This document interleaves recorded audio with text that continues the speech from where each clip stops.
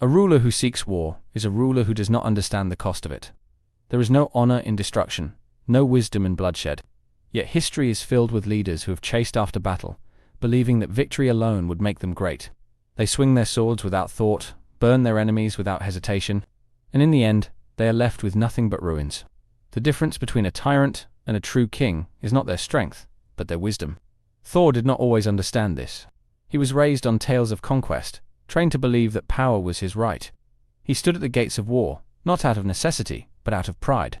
He thought that to fight was to prove himself, that to conquer was to lead. But leadership is not measured by the battles one wins, it is measured by the ones he chooses to avoid. A king does not rule with his hammer, he rules with his mind. The wisdom of a ruler is not found in the moments of victory, but in the moments of restraint. It is easy to strike first, to take what is wanted, to let anger guide a heavy hand. But true strength is in patience, in control, in understanding that sometimes the best way to win is to never fight at all. The greatest kings in history were not those who sought war, but those who knew how to prevent it. A throne built on blood will always crumble. Odin knew this, and he tried to teach his son the same. A wise king never seeks out war, but he must always be ready for it. Those words held a lesson that Thor would only understand through loss, through exile, through the pain of knowing what it means to lead. It is a lesson that separates the reckless from the worthy, the conqueror from the protector, and it is the lesson that would define Thor's journey from an arrogant prince to a true ruler. In this video, we will explore what it truly means to be a wise king. We will break down the lessons Thor had to learn, the trials that shaped him, and the moments that proved his worth. We will see why war is not something to seek, but something to prepare for. And in doing so, we will understand why those who are truly fit to rule are the ones who know when not to fight. A king does not have the luxury of thinking only of himself. Every decision he makes carries the weight of his people. He is not allowed to act on impulse, nor can he afford to let his emotions dictate his choices. A ruler must measure every step carefully, understanding that one wrong move could lead to destruction.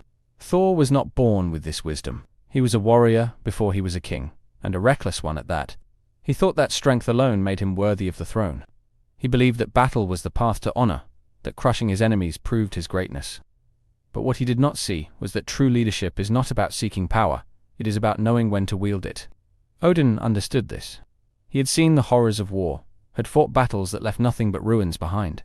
He knew what his son did not, that a wise ruler does not go looking for conflict, but he is never unprepared for it. The throne is not a weapon, it is a responsibility. Those who treat it otherwise will see their kingdom fall long before their enemies reach the gates. Thor learned this lesson in the harshest way possible. Stripped of his power, cast out of Asgard, forced to live among mortals with nothing but his name. It was in that moment of weakness that he began to understand strength. It was not in the swing of a hammer, nor in the roar of battle. It was in restraint, in patience, in knowing when to act and when to wait. There is nothing more dangerous than a man who believes himself invincible. When a warrior sees himself as untouchable, he does not prepare for failure. He does not believe in loss, so he never learns how to recover from it. He charges forward without thinking, convinced that he is always in the right. That kind of pride does not lead to victory, it leads to ruin. Thor was blind to this at the start. He had strength beyond measure, power beyond comprehension. He never questioned whether he should act, only whether he could. When the frost giants trespassed into Asgard, he did not consider diplomacy. He did not seek wisdom from those who had ruled before him. He chose war, and in doing so, he chose exile. The punishment was not meant to break him, but to open his eyes. To show him that his power was not his birthright, it was a privilege. He had always believed that his hammer made him mighty, but without it, he was forced to face himself. And for the first time, he saw the arrogance that had controlled him. He saw the boy who thought himself a king, but had not yet earned the crown. Only when he let go of his pride did he begin to change. He did not become weaker without his power, he became wiser. He learned to listen, to see beyond himself, to value the lives of those he once saw as beneath him. Strength without wisdom is destruction, and he had almost destroyed everything he loved because of it. War is never as simple as people believe. It is not about glory, nor is it about honor. It is about survival, about sacrifice, about the terrible choices a ruler must make to ensure his people see another day. It is not won by the strongest, but by the one who understands what is truly at stake. Thor once thought war was his birthright. He was raised on stories of conquest, taught that battle was the proving ground of a ruler. He believed that peace was something weak men clung to, that the strong took what was theirs. But standing in the midst of destruction, Seeing the lives lost by his own hand, he realized how little he had understood. Odin had seen this lesson play out countless times. He had fought wars that left nothing behind but graves. He had conquered, he had ruled, but he had also paid the price. That is why he tried to teach Thor a different way. Not through force, but through wisdom. Not through dominance, but through restraint. A wise king does not seek war, but he does not fear it either. When the moment came, Thor chose differently. He did not rush into battle to prove himself. He did not swing his hammer without thought. He stood firm, he listened, he sacrificed. He fought not for glory, not for his name, but for the people who needed him. And in that choice, he became the king he was meant to be. A father's shadow is long, and the expectations that come with it are heavier than any crown. A son must live with the knowledge that every step he takes will be compared to the man who walked before him. If he follows too closely, he is seen as nothing but an echo. If he strays too far, he is seen as a disappointment. There is no path that does not come with judgment. Thor struggled beneath the weight of Odin's legacy. His father had built an empire, shaped the fate of realms, stood as a figure of wisdom and strength. To stand in his place seemed impossible. To carve his own way seemed even harder. How could he ever live up to the name of a man who had shaped the very foundation of Asgard itself? But the truth of legacy is that it is not about imitation. It is about understanding. Odin had never asked Thor to become him, only to learn from him. He had never demanded his son rule the same way he had, only that he ruled wisely. And it was in that understanding that Thor found his own path, not as a copy of his father, but as the ruler he was meant to be. To lead is not to hold on to the past, nor is it to blindly forge ahead. It is to know when to listen, when to act, when to stand firm, and when to change. That was the lesson Odin had spent a lifetime trying to teach his son. And only when Thor embraced it did he finally step out of the shadow and into his own light.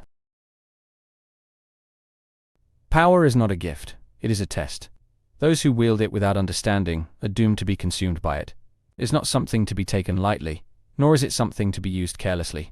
Every choice, every action, every moment of hesitation has consequences, and those who do not respect that will see everything they love fall apart. Thor had once thought power was his by right, that because he was born strong, because he was born to rule, he did not have to question how he used it. But he learned, through pain and loss, that power without control is destruction. It is not the weapon that makes a warrior great, it is the wisdom to know when to use it and when to set it aside. He saw this truth reflected in his brother. Loki was brilliant, cunning, powerful in ways Thor was not, but he sought control for the sake of control, power for the sake of power. He did not see the responsibility that came with it, only the dominance, and in the end, that hunger consumed him. Power does not corrupt, it reveals the heart of the one who wields it. A wise king does not let power rule him, nor does he shy away from it, understands the weight of every decision, the lives that rest upon his shoulders. He does not seek war, but he does not turn from it.